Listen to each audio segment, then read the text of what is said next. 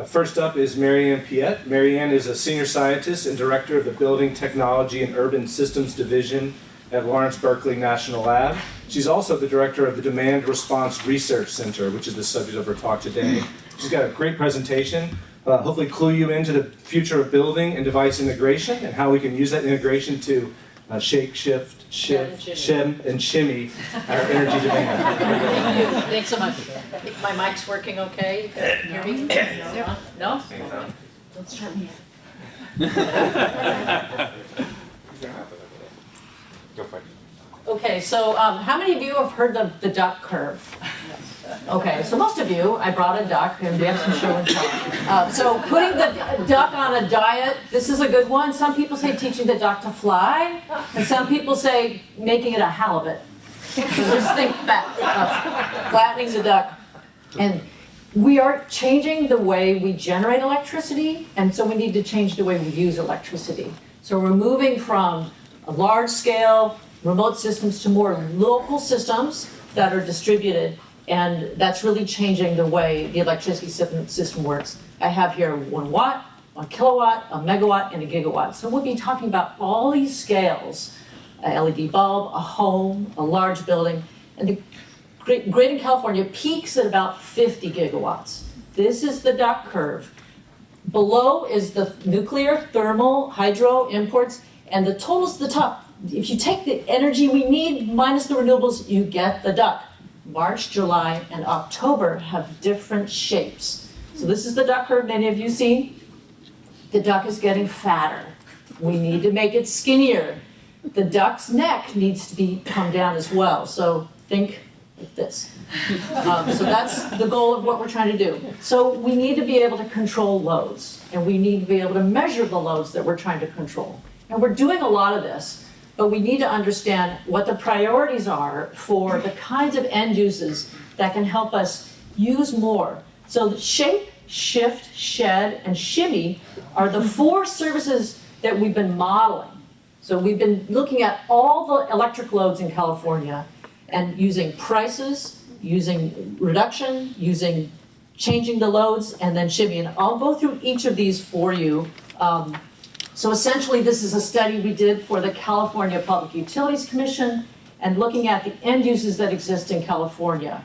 And for each of these 4 services, I'm going to explain how we do it. So shape is responding to prices. We have prices lower in the middle of the day. Historically, prices were high in the middle of the day and low at night. We have super off-peak tariffs where the low price is the time where we have a lot of solar. So that's our first one. Shift means we want to use more when there's plenty of solar and less around dinner time. So we actually want to shift loads. Shed is our traditional hot summer demand response. That's when we curtail maybe 10 times a year to reduce that peak.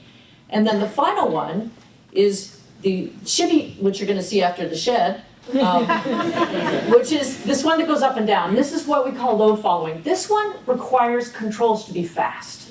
The others have different time scales, but this is the fastest load, and we have regulation services, frequency, and load following. We had 200,000 electric load shapes and 1 million demographic files, and we created pathways for technology to compare against $200 a kilowatt for a new power plant. So we created a model, and we tried to understand what the thermostats are, what the lights are, can we use electric vehicles, can we use data centers, can we take loads that are out there today, and can we provide those 4 services to help create the skinny duck. So we really wanted to look at how do we change the way we use electricity use in California. So we modeled 50 different technologies, residential, commercial, and industrial loads, behind-the-meter batteries, and EVs. So this is what a supply curve for demand response looks like. So anything under 200 kilowatts is considered cost-effective. A lot of smart thermostats are out there today, and if we use them to shift and to shape and to shed, we can't really shimmy with those because we don't have the fast telemetry, but those 4 services we can do. So we have 5 gigawatts under $200 a kilowatt, and we modeled all those different technologies. What we found was that we could get about 1 gigawatt of shed and 2 gigawatts of shift from prices. The most important thing is this 20 gigawatt hours of daily shift. So the most important service that we don't have today is that shift resource. And we're moving from a time where we had static energy efficiency to dynamic energy management. So now the building is part of a larger system, communicating with the grid, communicating with your vehicle, communicating with your end uses. And I want to thank my sponsors, the Public Utilities Commission, the Department of Energy, and we have partners at Humboldt State as well. So thank you very much.